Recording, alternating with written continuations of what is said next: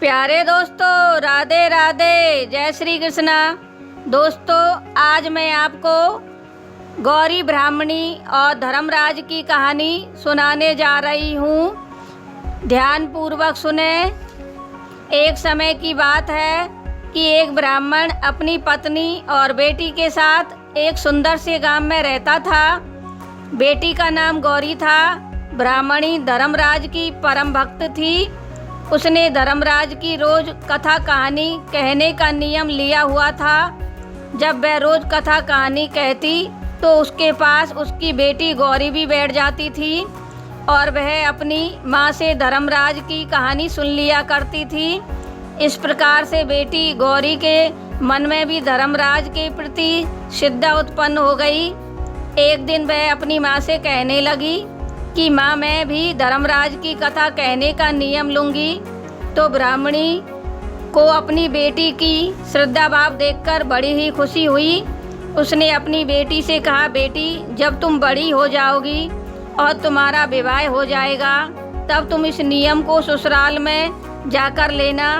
लेकिन गौरी अपनी जिद पर अड़ी रही। उसकी हट के आगे ब्राह्मणी को कुछ झुकना पड़ा। उसने अपनी बेटी गौरी को धर्मराज की कथा कहने सुनने का नियम दिलवा दिया। अब हर रोज नियमित रूप से माँ बेटी धर्मराज की कथा कहती और सुनती। इस तरह से दिन बीतने लगे और गौरी बड़ी हो गई। यह देखकर उसकी माता पिता ने उसके योग्य वर देखकर विवाह कर दिया। जब वह विदा होकर ससुराल गई तो ससुराल में सास, जेठानी, ससुर, देवरानी सभी थे। ससुराल में कुछ महीने तो ठीक ठाक निकले। वह हर रोज नियमित रूप से धर्मराज की कथा कहानी कहती और सुनती रही। लेकिन एक दिन देवरानी और जेठानी से गौरी की कहासुनी हो गई और उन्होंने धर्मराज जी की कथा कहानी सुनने से इनकार कर दिया। उन्होंने गौरी से कहा कि तुम सारा दिन कथा कहानी कहती रहती हो, घर का कोई काम काज तो करती नहीं हो। सारा काम हम लोगों को ही करना पड़ता है, भला ऐसे ही थोड़े काम चलता है। तो उस दिन गौरी भूखी प्यासी ही सो गई। फिर अगले दिन गौरी नहा धोकर सबसे कहने लगी, भाई, कोई मेरी कहानी सुन लो। पर सबने कहानी सुनने से इनकार कर दिया। उल्टे परिवारजन उस पर ही इल्ज़ाम लगाने लगे कि घर के काम से बचने के लिए ही यह कथा कहानियों को सुनती और सुनाती है। तो उसकी सास और जेठानी ने सख्ती से हिदायत दी कि घर का काम काज करो, हमें तुम्हारी कहानी वगैरह से कोई मतलब नहीं है। लाचार और बेबस गौरी घर के काम काज में हाथ बटाने लगी, इसलिए उसकी कथा का नियम पूरा नहीं हो पाया। इस कारण से वह बहुत दुखी रहा करती और अन्न जल भी ग्रहण नहीं करती थी। इस प्रकार से 3 दिन बीत गए। गौरी भूखी प्यासी तड़पती रहती, लेकिन घर में से कोई भी सदस्य उसकी कहानी को नहीं सुनता। एक रात वह जब सो रही थी तब अचानक से उसके सामने धर्मराज जी आए। उन्होंने गौरी से पूछा कि तुमने अपने नियमों का पालन क्यों नहीं किया। तो गौरी ने उन्हें सारी आपबीती बताई। तब धर्मराज जी ने उसे पूजा घर में जाने के लिए कहा। गौरी ने वैसा ही किया। पूजा घर ज़्यादातर बंद ही रहता था, क्योंकि ससुराल में किसी को पूजा पाठ में विश्वास नहीं था। गौरी ने जब पूजा घर खोला तो वह देखकर हैरान रह गई कि वहाँ पर गंगा माँ, यमुना माँ, पीपल, पथवारी माँ, तुलसी माँ और स्वर्गलोक के सभी देवी देवता मौजूद थे। तो उन्होंने देखकर गौरी की प्रसन्नता का कोई ठिकाना नहीं रहा और गौरी ने बड़ी खुशी से उन देवी देवताओं की पूजा की। फिर धर्मराज जी की नित्य नियम की कथा कहानी कही और सभी देवी देवताओं को सुनाई। फिर खुशी के साथ मंदिर के कपाट बंद कर दिए और रसोई घर में जाकर एक थाली में अपने लिए भोजन परोसा और भोजन करने लगी।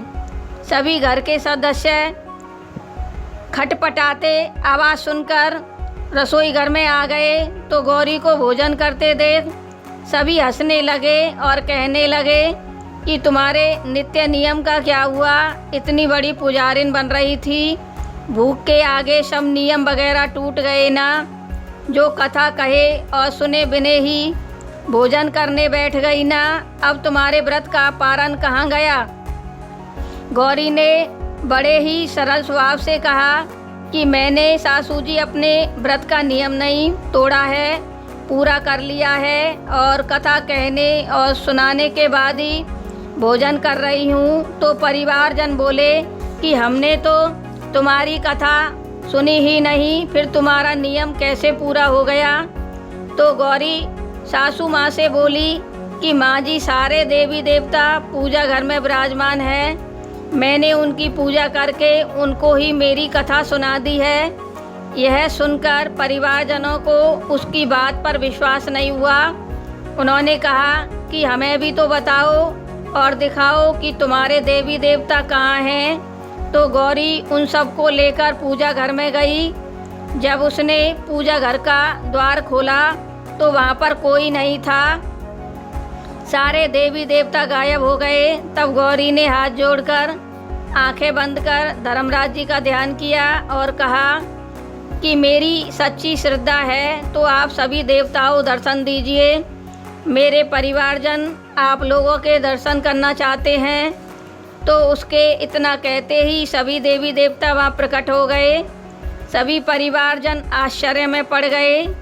उन्होंने सभी देवी देवताओं के दर्शन किए और हाथ जोड़कर माफ़ी मांगने लगे और सभी ने धर्मराज जी का चमत्कार देखा। अब वे सभी परिवारजन रोज़ धर्मराज जी की कथा कहने और सुनने लगे। ऐसा करने से उनके घर का सुख और समृद्धि से भर गया। मृत्यु के पश्चात सभी को स्वर्ग और मोक्ष की प्राप्ति हुई। धर्मराज जी की जैसे अपनी परम भक्त गौरी की मान मर्यादा और इज्जत के लिए आए वैसे ही सबके पास आए और जैसी रक्षा गौरी की वैसे ही रक्षा सबकी करें। बोलो धर्मराज की जय। दोस्तों मेरी यह कहानी आपको कैसी लगी? अगर अच्छी लगी हो तो चैनल को लाइक और सब्सक्राइब करें तथा वीडियो को अधिक से अधिक शेयर करें। बोलो राधे राधे, जय श्री कृष्णा।